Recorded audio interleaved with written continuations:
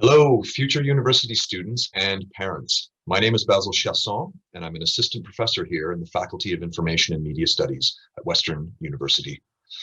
My presentation today comes from a course that I'm currently teaching called Introduction to Creative Arts, and that's part of a broader module that's currently being designed and is set to launch next academic year. The module itself is entitled Creative Arts and Production. So here's my short presentation, and I do hope you enjoy. What we talk about when we talk about the creative arts.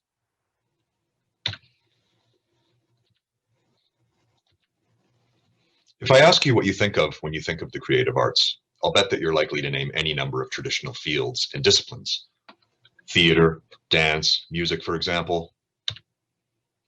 Three widely known arts which fall under the broader umbrella of the performing arts.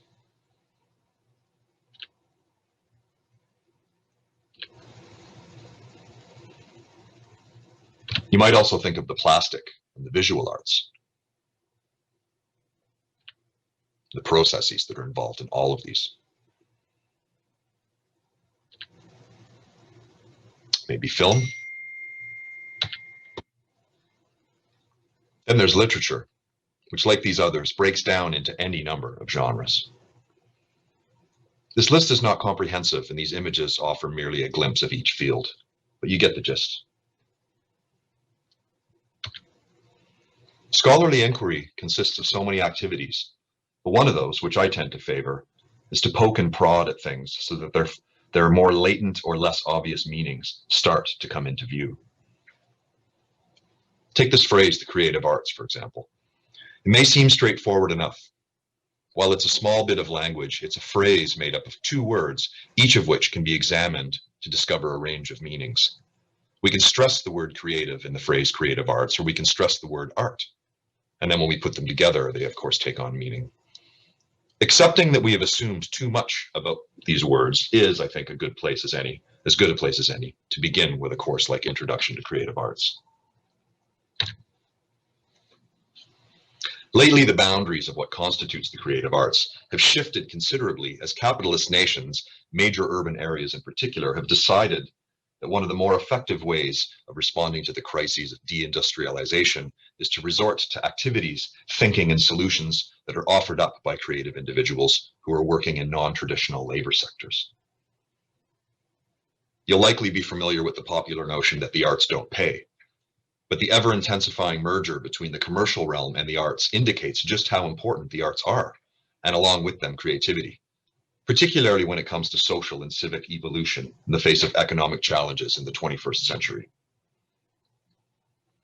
So the creative arts have expanded to become the cultural industries, which features not only artists, but cultural workers, laborers in the creative industries, from design to hospitality to event planning to information technology. Both traditional artists and emergent cultural workers are confronted by the need to contend with and navigate a widespread fixation on creativity within the workforce. Although it remains as elusive as ever, creativity has become a hot commodity. In the same way that a painter, musician, or a designer will not only need to create notable or even original work, but also discover innovative ways to attract attention and capture investment. A bartender or a chef will need to generate aesthetic and symbolic meanings and values for their craft and practice, so that what they do and produce might transcend the simple realm of utility. So here we've got utility or use value. The main question is, does a product or service work, and is it fit for the task? It's kind of an old way of viewing things. And now the cultural sector is shot through with this interest in the aesthetic and symbolic value of things and how to create those and attach them to the things that we make. How can a product or a service even provide a meaningful experience? So I want to talk about creativity for the second part of this presentation. My experience is that we know creativity when we see it, yet saying something precise and meaningful about what creativity is can be quite challenging. Our observations about creativity can be highly subjective, and indeed formal definitions of it are subjective too. Creativity is understood differently at different stages of history, in different contexts, and across cultures. It's a very abstract phenomenon. So where do we begin? Consider the images I've shown you of dancers, musicians, painters, and so on. I've presented them in a particular manner, the explicit objective being to define what art forms belong in the category of the creative arts. But if we were to ask what kinds of creative activity are involved in those art forms, we would swiftly be moving beyond talking about labels such as the creative arts. We'd be talking about concrete practices across a range of arts-based fields, which reveal some convergence and lots of divergence.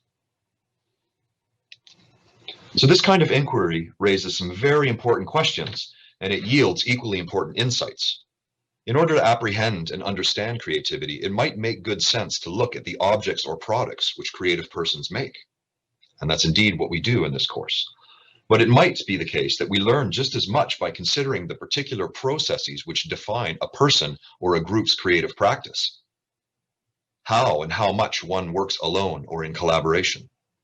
The traditions one engages with and what one does with them. The environments and the geographies one works in and across, and what one does with those spaces and places in the process of creation. The technology one uses in the creative process and how they mediate creative activity. The kinds of constraints one is confronted by in the process of creating, and the various forms of politics that pertain to one's activities, circumstances, and identity when one is making something and putting that thing out there in the world. So to conclude for today, I'll just indicate that for the remainder of our sessions in this course, we'll be looking across a range of disciplines, media, and time periods in order to get a sense of how creativity has been defined and what has been said about it. We'll combine that historical and theoretical work with close scrutiny of real examples of creativity and arts-based practices which make creativity tangible and enable us to see it in action and to appraise it. And as a third component, we'll work collaboratively in practical sessions as well as in the formal assessments for the course, doing so with a view to experimenting and discovering approaches to being creative, and with a view to developing a concrete and useful practice for optimizing your creativity in whatever making activities you involve yourself in. Thank you for listening. Best of luck for the future, everyone.